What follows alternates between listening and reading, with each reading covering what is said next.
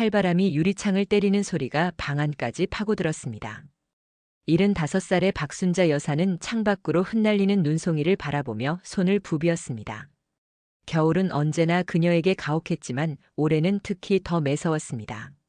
차가운 기운이 뼛속까지 스며드는 것은 날씨 때문만은 아니었습니다. 아들 민우와 며느리 정아의 차가운 눈빛이 더 견디기 힘들었습니다. 방 한구석에 놓인 낡은 사진첩을 꺼내봅니다. 누렇게 변색된 사진 속에는 젊은 시절의 순자와 남편이 갓 태어난 민우를 안고 환하게 웃고 있었습니다. 손끝으로 사진을 쓸어내리자 먼지가 일었습니다. 10년 전 남편이 떠난 후 순자는 아들 내외와 함께 살기 시작했습니다. 당시만 해도 정아는 순자를 친어머니처럼 대했습니다. 하지만 시간이 흐르면서 그 태도는 서서히 변해갔습니다. 부엌에서 식기가 부딪히는 소리가 들렸습니다. 저녁 식사 준비가 한창이었습니다. 순자는 떨리는 다리를 이끌고 부엌으로 향했습니다. 도움을 주고 싶었지만 지난번 정아의 쌀쌀맞은 반응이 떠올라 문간에 주춤하고 섰습니다. 마치 자신이 이 집의 이방인이 된 듯한 느낌이 들었습니다. 민우는 IT 회사의 중역으로 승진한 뒤로 집에 늦게 들어오는 날이 많아졌습니다. 귀가하더라도 피곤함에 지친 얼굴로 순자와 마주치는 것을 피했습니다. 한때는 어머니의 작은 기침 소리에도 밤새 간호하던 아들이었는데 이제는 자신의 존재가 부담스러운 듯 했습니다. 차가운 공기 속에서 떨리는 호흡을 내쉬며 순자는 창가로 돌아왔습니다. 이웃집 창문에서 새어나오는 노란 불빛이 눈 위에 따스한 그림자를 만들었습니다. 그 집의 할머니는 자녀들과 손주들에 둘러싸여 웃음꽃을 피우고 있었습니다. 순자의 눈시울이 뜨거워졌습니다. 가슴 한구석이 무너져 내리는 듯한 아픔이 밀려왔습니다. 쪼그려 앉아 무릎을 끌어안았습니다. 이제는 자신의 집이라 부를 수 없는 이 공간에서 순자는 천천히 고립되어 가고 있었습니다. 창밖으로 눈은 끊임없이 내렸습니다. 라디오에서는 50년 만에 폭설이라는 소식이 흘러나왔습니다. 순자는 떨리는 손으로 뜨개질을 하고 있었습니다. 민우의 생일 선물로 목도리를 짜고 있었지만 관절염으로 굳은 손가락은 쉽게 움직이지 않았습니다. 바늘이 떨어져 바닥을 굴렀습니다. 주워 올리려다 허리가 아파 신음을 흘렸습니다. 그때 현관문이 거칠게 열렸습니다. 민우와 정아가 서둘러 들어왔습니다. 두 사람의 얼굴은 굳어 있었고 눈빛에는 결연한 의지가 서려 있었습니다. 민우가 서류 봉투를 순자의 앞에 내려놓았습니다. 봉투 안에는 요양원 입소 신청서가 들어 있었습니다. 순자의 심장이 한번 크게 요동쳤습니다. 민우의 목소리는 차가웠습니다. 회사 해외 발령이 났으니 어머니는 요양원에 모시겠다는 것이었습니다. 순자는 말없이 고개를 저었습니다. 자식들이 떠나더라도 이 집에서 혼자 살겠다고 했습니다. 그러자 정아의 얼굴이 일그러졌습니다. 빈집에 노인네 혼자 둘 수 없다며 또한 집을 팔아 새 생활 자금으로 쓰겠다고 했습니다. 순자는 얼어붙었습니다. 이 집은 남편과 함께 평생을 바쳐 마련한 곳이었습니다. 민우가 어릴 적 아파할 때마다 밤새 간호하던 방, 남편의 마지막 숨결이 머물던 공간이었습니다. 순간 모든 것이 선명해졌습니다. 해외 발령은 핑계에 불과했습니다. 이들은 집을 팔아 돈을 챙기려는 것이었습니다. 순자의 거부에 정아는 격분했습니다. 짐을 싸서 당장 나가라고 소리쳤습니다. 민우는 잠시 망설이는 듯 했으나 아내의 눈치를 보며 결국 어머니의 짐을 꾸리기 시작했습니다. 순자는 믿을 수 없는 눈으로 아들을 바라보았습니다. 창밖으로는 눈보라가 휘몰아치고 있었습니다. 차가운 겨울바람이 현관문을 열자 순자의 얼굴을 때렸습니다. 민우는 작은 가방 하나를 순자의 손에 들려주었습니다. 평생의 기억이 담긴 집에서 가져갈 수 있는 것은 고작 가방 하나뿐이었습니다. 문이 닫히는 소리와 함께 순자의 눈에서 뜨거운 눈물이 흘러내렸습니다. 눈물은 바람에 얼어붙어 볼을 타고 흘러내렸습니다. 폭설 속에 홀로 서 있는 그녀의 뒷모습은 작고 외로워 보였습니다. 거리는 온통 하얀 눈으로 뒤덮여 있었습니다. 순자는 무거운 발걸음을 내딛었습니다. 얼어붙은 길 위에서 몇 번이나 넘어질 뻔했습니다. 눈보라에 시야가 흐려져 앞이 보이지 않았습니다. 사람들은 모두 집 안에 있었고 거리에는 오직 그녀만이 홀로 서 있었습니다. 작은 가방 안에는 남편의 유품인 금 반지와 몇 장의 사진, 그리고 몇 벌의 옷이 전부였습니다. 은행 통장도 없었습니다. 민우가 관리한다며 가져간 뒤 돌려주지 않았습니다. 주머니를 뒤적이니 10,000원짜리 지폐 몇 장이 나왔습니다. 이것이 그녀의 전 재산이었습니다. 순자는 작은 기도를 올렸습니다. 이 극한의 추위 속에서 단 하룻밤만이라도 몸을 누일 곳을 찾게 해달라고. 떨리는 다리로 1시간쯤 걸었을까 멀리서 불빛이 보였습니다. 작은 찻집이었습니다. 마지막 힘을 내어 문을 밀고 들어갔습니다. 따뜻한 공기가 그녀를 감쌌습니다. 나이 지긋한 여주인이 놀란 표정으로 다가왔습니다. 순자의 얼어붙은 모습을 보고 급히 뜨거운 차를 내어주었습니다. 떨리는 손으로 차를 받아 한 모금 마시자 몸이 서서히 녹아내렸습니다. 그제야 그동안 참았던 눈물이 솟구쳤습니다. 여주인은 순자의 이야기를 묵묵히 들었습니다. 그리고는 잠시 생각에 잠겼다가 결심한 듯 말했습니다. 찻집 위층에 작은 방을 내어주겠다고 대신 가게 일을 도와달라고 했습니다. 순자는 믿을 수 없었습니다. 낯선 이에게 이런 친절을 받게 될 줄이라고는 생각도 못했습니다. 작은 다락방이었지만 순자에게는 천국과도 같았습니다. 창문으로 보이는 밤하늘에 별이 반짝였습니다. 눈은 여전히 내리고 있었지만 이제 그 모습이 아름답게 보였습니다. 차가운 바람이 유리창을 두드렸지만 작은 방 안은 따뜻했습니다. 순자는 오랜만에 마음의 평화를 느끼며 눈을 감았습니다. 내일부터는 새로운 삶이 시작될 것입니다. 찻집 달빛 향기는 동네에서 오래된 명소였습니다. 여주인 김명자는 순자보다 몇 살 위였지만 여전히 건강하고 정신이 맑았습니다. 찻집에는 단골 손님들이 많았습니다. 특히 동네 어르신들이 자주 모여 차를 마시며 담소를 나누었습니다. 순자는 처음에는 설거지와 청소를 도왔습니다. 비록 단순한 일이었지만 누군가에게 필요한 존재가 된다는 사실만으로도 감사했습니다. 봄이 오고 눈이 녹기 시작했습니다. 창가의 화분에서는 작은 새싹이 돋아났습니다. 순자의 마음에도 새로운 희망이 싹트고 있었습니다. 명자는 순자가 전통차에 대한 지식이 깊다는 것을 알게 되었습니다. 순자는 젊은 시절 시어머니로부터 전통차 만드는 법을 배웠고 남편을 위해 매일 차를 우려냈습니다. 그 솜씨가 예사롭지 않았습니다. 어느 날 찻집에 특별한 손님이 찾아왔습니다. 서울에서 온 차 전문가였습니다. 우연히 순자가 우린 진달래차를 맛본 그는 감탄했습니다. 오랜 시간 잊혀져 있던 전통 방식으로 우려낸 차라며 이런 맛은 서울의 고급 찻집에서도 찾아볼 수 없다고 했습니다. 그리고 순자에게 제안했습니다. 자신의 지인이 운영하는 전통차 박람회에 참가해보지 않겠냐고. 순자는 망설였습니다. 자신 같은 늙은이가 무슨 박람회냐며 고개를 저었습니다. 하지만 명자와 단골 손님들의 격려에 용기를 얻었습니다.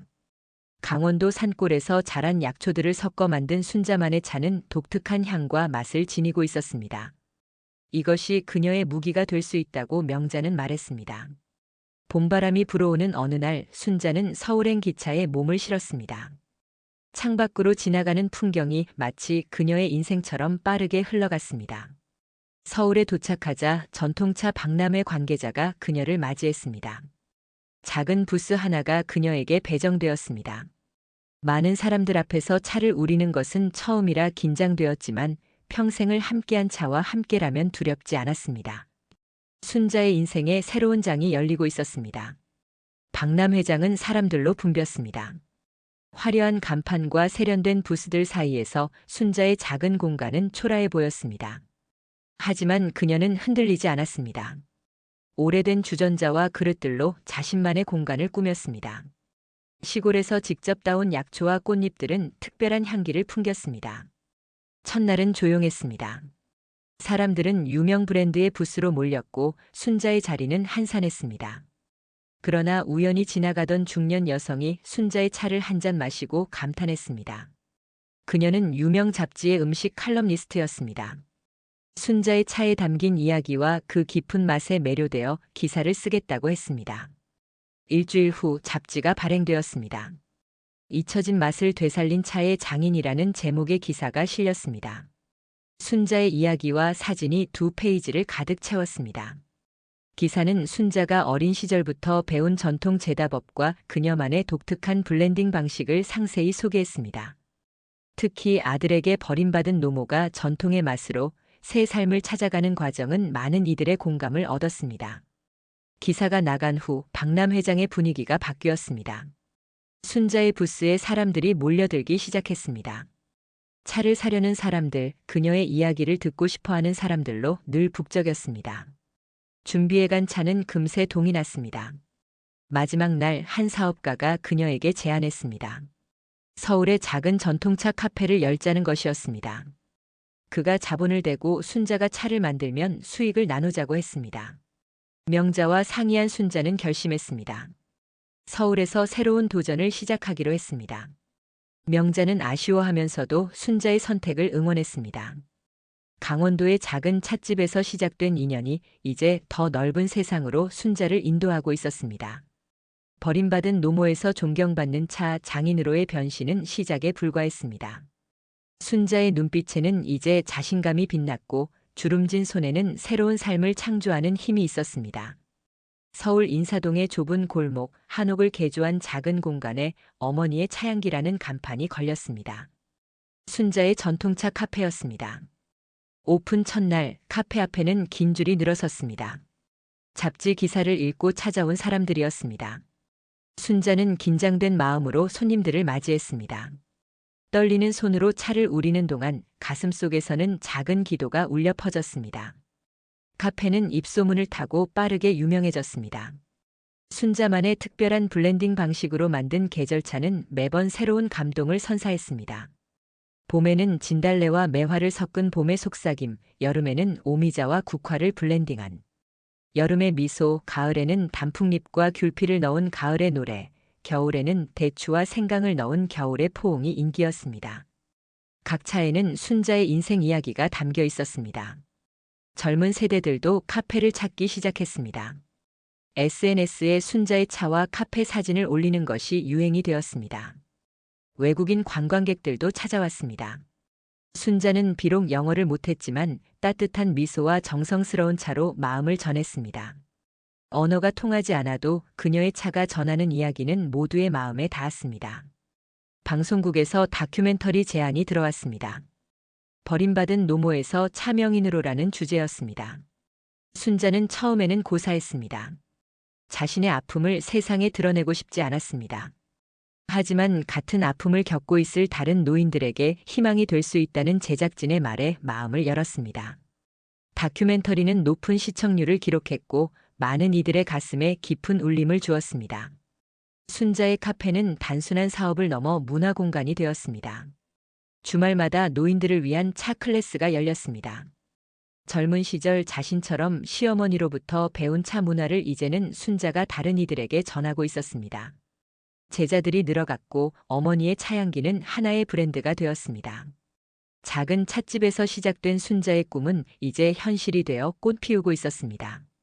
가을비가 내리는 저녁 카페 문이 열리며 한 남자가 들어왔습니다. 검은 우산을 접으며 주변을 둘러보던 그는 순자와 눈이 마주치자 굳어버렸습니다. 민우였습니다. 순자의 심장이 빠르게 뛰기 시작했습니다. 시간이 멈춘 듯한 정적이 흘렀습니다. 민우는 어머니를 알아보고 충격을 받은 듯 했습니다. 그의 곁에는 정아가 없었습니다. 민우는 카페 구석 자리에 앉았습니다. 순자는 다른 직원에게 주문을 받게 하고 주방으로 들어갔습니다. 떨리는 손으로 찻잎을 고르며 마음을 가라앉혔습니다. 창밖으로 보이는 가을비는 그날의 폭설을 떠올리게 했습니다. 시간이 흘러도 지워지지 않는 상처가 다시 아프기 시작했습니다. 차를 들고 민우의 테이블로 향했습니다. 가까이 다가가자 민우의 초췌한 모습이 보였습니다. 예전에 자신감 넘치던 모습은 온데간데 없이 사라졌습니다. 순자는 말없이 차를 내려놓았습니다. 민우는 울먹이며 이야기를 시작했습니다. 해외 발령 후 회사가 부도났고 귀국 후에는 취직이 되지 않았다고 했습니다. 정아는 그런 민우를 버리고 다른 남자와 떠났다고 했습니다. 집도 날리고 전 재산을 잃었다고 했습니다. 이제는 친구 집을 전전하며 지낸다고 했습니다. 인생의 밑바닥을 경험하고 나서야 어머니가 얼마나 소중한 존재였는지 깨달았다고 했습니다. 순자의 마음에 수많은 감정이 교차했습니다. 분노, 연민, 슬픔, 그리고 희미한 모성애까지. 그러나 그날 밤 그녀는 아무 말도 하지 않았습니다. 단지 민우에게 따뜻한 차 한 잔을 더 내어줄 뿐이었습니다. 밖에는 계속해서 가을비가 내렸고 카페 안에는 차향기가 은은하게 퍼져나갔습니다. 시간은 흘러가고 상처는 남았지만 이제 순자의 마음속에는 단단한 평화가 자리 잡고 있었습니다. 어머니의 차향기는 이제 전국적인 체인점으로 성장했습니다. 서울 본점을 비롯해 부산, 대구, 광주 등 전국 주요 도시에 지점이 생겼습니다. 순자의 전통차는 해외에서도 인정받아 일본, 중국, 미국 등에 수출되기 시작했습니다. 한국 전통차의 세계화라는 평가를 받으며 순자는 문화 훈장까지 받게 되었습니다. 본점 2층에 마련된 순자의 사무실 창문으로 서울의 전경이 내려다 보였습니다. 한강의 물결이 햇빛에 반짝이고 있었습니다. 탁자 위에는 기업 인수 제안서가 수북이 쌓여 있었습니다. 대기업들이 엄청난 금액을 제시하며 어머니의 차향기를 사려고 했지만 순자는 고개를 저었습니다. 이것은 단순한 사업이 아니라 그녀의 인생이었기 때문입니다. 그런 성공의 그림자 뒤에서 민우의 삶은 계속해서 나락으로 떨어지고 있었습니다. 술에 의존하며 일용직 노동으로 겨우 끼니를 이어가는 생활이었습니다. 어느 날 신문에서 어머니의 성공 스토리를 보게 되었습니다. 기사를 읽으며 민우는 과거의 자신을 저주했습니다. 어머니께 그런 짓을 한 자신을 용서할 수 없었습니다. 한편 정아는 민우와 이혼한 후 재혼했지만 행복하지 않았습니다. 새 남편은 외도를 일삼았고 정아가 가져온 재산을 탕진했습니다. 그녀 역시 신문에서 순자의 이야기를 접하게 되었습니다. 어머니의 차향기 본점 앞에서 서성이던 정아는 결심한 듯 안으로 들어갔습니다. 순자를 만나 용서를 구하고 싶었습니다. 카페는 평소와 같이 사람들로 붐볐습니다. 정아는 구석에 앉아 차를 주문했습니다. 시간이 흘러 마침내 순자가 홀을 돌아보러 나왔습니다. 정아와 눈이 마주친 순자는 잠시 발걸음을 멈췄습니다. 그리고 천천히 다가갔습니다. 정아는 떨리는 목소리로 말을 이었습니다. 용서해달라고 자신의 어리석음을 이제야 깨달았다고. 순자는 말없이 정아의 이야기를 들었습니다. 그리고 차 한 잔을 더 내어주었습니다. 그것이 그녀의 대답이었습니다. 가을의 마지막 잎새가 떨어지던 날 순자는 변호사와 만남을 가졌습니다. 자신의 유산과 회사의 미래에 대해 상의하기 위함이었습니다. 나이가 들수록 더욱 선명해지는 기억 속에서 순자는 내면의 목소리에 귀를 기울였습니다. 복수와 용서, 그 미묘한 경계에서 자신이 내릴 결정을 고민했습니다. 한편 민우의 상태는 점점 악화되고 있었습니다. 건강이 나빠져 병원에 입원하게 되었지만 치료비를 감당할 수 없었습니다. 절망에 빠진 그는 마지막 희망으로 어머니에게 편지를 썼습니다. 병상에서 떨리는 손으로 쓴 편지에는 깊은 후회와 사죄의 마음이 담겨 있었습니다. 하지만 편지를 보낼 용기가 나지 않아 구겨서 버렸습니다. 정아 역시 어려운 시간을 보내고 있었습니다. 재혼한 남편은 그녀의 재산을 모두 탕진한 후 떠나버렸고 이제는 작은 원룸에서 혼자 살고 있었습니다. 과거에 화려했던 삶은 이제 꿈처럼 멀게만 느껴졌습니다. 그녀는 순자의 카페에서 아르바이트라도 할 수 있을지 고민했지만 그럴 자격이 없다고 생각했습니다. 어느 날 순자는 병원에서 온 전화를 받았습니다. 민우가 중환자실에 있다는 소식이었습니다. 오랜 음주로 간이 망가져 상태가 심각하다고 했습니다. 순자는 망설임 없이 병원으로 향했습니다. 병실에 들어서자 산소 마스크를 쓴 민우의 초라한 모습이 보였습니다. 한때 당당하게 어머니를 내쫓았던 그 아들은 이제 죽음을 앞둔 환자가 되어 있었습니다. 순자는 민우의 이마에 손을 얹었습니다. 그 손길에 민우가 눈을 떴습니다. 어머니를 알아본 그의 눈에서 눈물이 흘러내렸습니다. 말을 하려 했지만 목소리가 나오지 않았습니다. 순자는 괜찮다고 이제는 편히 쉬라고 말했습니다. 그리고 병원비는 자신이 모두 책임지겠다고 했습니다. 순자의 눈에서도 뜨거운 눈물이 흘러내렸습니다. 그것은 분노의 눈물이 아닌 모든 것을 받아들이는 자비의 눈물이었습니다. 겨울이 지나고 봄이 다시 찾아왔습니다. 벚꽃이 흩날리는 강변에 위치한 어머니의 차양기 본점에서는 특별한 행사가 열렸습니다. 순자의 일대기를 담은 책 출간 기념회였습니다. 폭설 속의 추방에서 성공의 꽃을 피우기까지라는 제목의 이 책은 출간 전부터 화제를 모았습니다. 행사장에는 많은 사람들이 모였습니다. 순자가 차를 가르쳤던 제자들, 오랜 단골 손님들, 그리고 이제는 전국 각지에서 온 어머니의 차양기 직원들까지. 그 중에는 민우와 정아의 모습도 있었습니다. 민우는 간 이식 수술을 받고 건강을 회복했습니다. 순자가 모든 비용을 지불했고 지금은 어머니의 차양기 물류센터에서 일하고 있었습니다. 정아는 본점 카페에서 일하며 새로운 삶을 시작했습니다. 순자는 단상에 올라 모두에게 감사의 인사를 전했습니다. 그리고 중요한 발표를 했습니다.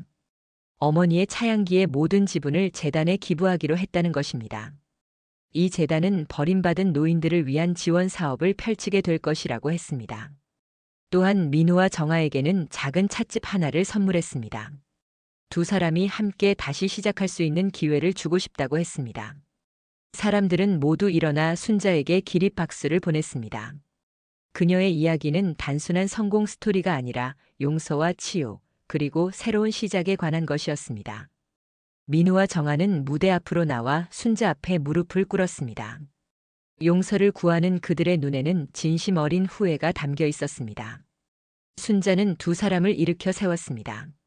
그리고 말했습니다. 이제는 과거를 잊고 새롭게 시작하자고. 민우의 눈에서 눈물이 흘러내렸습니다.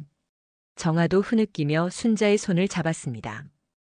그들이 해준 것보다 더 많은 것을 돌려주는 어머니의 마음에 모두가 감동했습니다. 행사가 끝난 후 순자는 한강변을 혼자 걸었습니다. 봄바람이 그녀의 하얀 머리카락을 부드럽게 쓰다듬었습니다. 물결 위로 비치는 햇살이 금빛으로 일렁였습니다. 그녀의 인생도 저 강물처럼 굽이치며 흘러왔습니다. 때로는 거칠게, 때로는 고요하게. 하지만 결국 바다에 닿듯 그녀의 여정도 평화로운 귀결점에 도달했습니다. 엄동설한 폭설 속에 버림받았던 그날의 아픔이 지금의 순자를 만들었습니다. 분노와 원망은 이제 감사와 사랑으로 변했습니다. 강변의 벚꽃이 봄바람에 흩날리듯 순자의 마음에도 평화의 꽃잎이 흩날렸습니다. 그녀는 깊은 숨을 들이마시며 미소 지었습니다. 이제 진정한 의미의 어머니로 돌아온 것입니다. 네. 오늘 이야기는 어떠셨나요? 오늘 이야기를 듣고 어떻게 생각하시는지 어머님, 아버님의 생각을 댓글로 공유해 주세요. 또한 좋아요, 구독, 알람 설정을 통해 앞으로도 따뜻한 정을 나눌 수 있게 함께 해주세요. 어머님, 아버님의 삶의 지혜와 경험을 나눌 수 있는 통로가 되겠습니다. 오늘도 인생 이야기를 통해 사연을 들어주셔서 감사합니다. 저는 또 다른 사연으로 찾아뵙겠습니다.